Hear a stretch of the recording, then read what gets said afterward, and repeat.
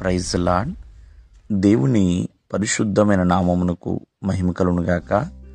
ప్రభు నామమున మీ అందరికీ హృదయపూర్వక వందనాలు. ఈ ఉదయకాలము దేవుని వాక్యాన్ని విందాం. సమూయేలు మొదటి గ్రంథము 15వ అధ్యాయము 35వ వచనము.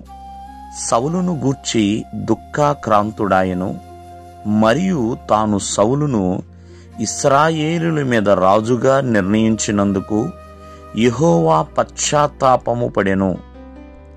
ప్రియమైన వాళ్ళరా, ఇక్కడ మనము జాగ్రత్తగా ఆలకిస్తే సౌలు ఇశ్రాయేలు ప్రజలకి మొట్టమొదటి రాజు సౌలండి. తాను పశువులు కాసుకుంటా ఉండేవాడు, ఒక కాపరిగానే ఉండేవాడు, గొర్రెల కాపరిగా. అటువంటి వ్యక్తిని ఇశ్రాయేలు ప్రజలు కోరుకున్నారు. మాకొక రాజు కావాలి, న్యాయాధిపతి కావాలని. దేవుడు వారి మాటని మన్నించి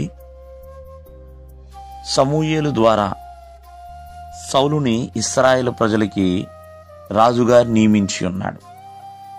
మరి కొంతకాలము బాగానే నడుచుకున్నాడండి సౌలు.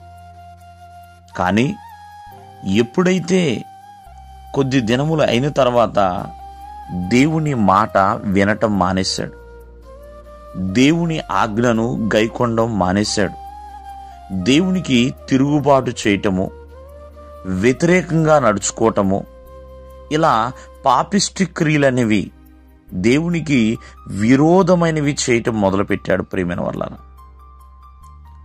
మరి అటువంటి పరిస్థితుల్లో సమూయేలు కూడా అయ్యో సౌలును బట్టి దుఃఖాక్రాంతుడిగా మిగిలిపోయాడు. సమూయేలు సౌలును దర్శించడానికి కూడా ఏమాత్రం కూడా ఇష్టపడటం లేదు. అన్నిటికంటే మిక్కిలి విలువైంది ఏంటంటే, యెహోవా సౌలుని నేను ఎందుకు నియమించానా అని పశ్చాత్తాపపడడం మొదలుపెట్టాడు. ఎందుకంటే ఇశ్రాయేలు ప్రజలు దేవుని ప్రజలు. సౌలు ఆ రీతిగా దేవుని ఎదుట నడుచుకున్నాడండి. ప్రియమైన వాళ్ళరా, వ్యతిరేకత, మాట వినకపోవుట, ఆజ్ఞను పాటించకపోవుట, ఇవన్నీ కూడా దేవునికి హేయమైనవి, విరోధమైనవండి. దేవుని మాట వినకుండా ఎన్ని అర్పణలు ఇస్తే ఉపయోగం ఏముంది? దేవుని ఆజ్ఞలను గైకొనకుండా దేవుడు సంతోషించాళ్లే దహన బలులు అన్నా అంటే ఉపయోగం ఏముందండి? కాబట్టి ఇక్కడ సమూయేలు దుఃఖపడుతున్నాడు, ఆ దేవాది దేవుడు కూడా పశ్చాత్తాపడుతున్నాడు.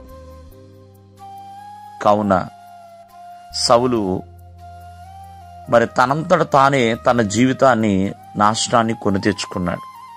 ఈ రోజున ప్రతి ఒక్కరం ఒకసారి ఆలోచన చేసుకోవాలి. మనల్ని బట్టి దేవుడు ఏదైనా దుఃఖపడుతున్నాడా, బాధపడుతున్నాడా అని జ్ఞాపకం చేసుకోవాలి. ఎందుకంటే లోకమనే పాప ఊబిలోంచి దేవుడు మనల్ని బయటికి తీసుకొచ్చాడు. అగాధమనే చీకట్లోంచి ఆశ్చర్యకరమైన వెలుగుగా నడిపించాడు. కాబట్టి ఎల్లప్పుడూ కూడా దేవుని మాట వినేవారిగా ఉండాలి. దేవుడు మిమ్మల్ని ఆశీర్వదించునుగాక. ఆమేన్.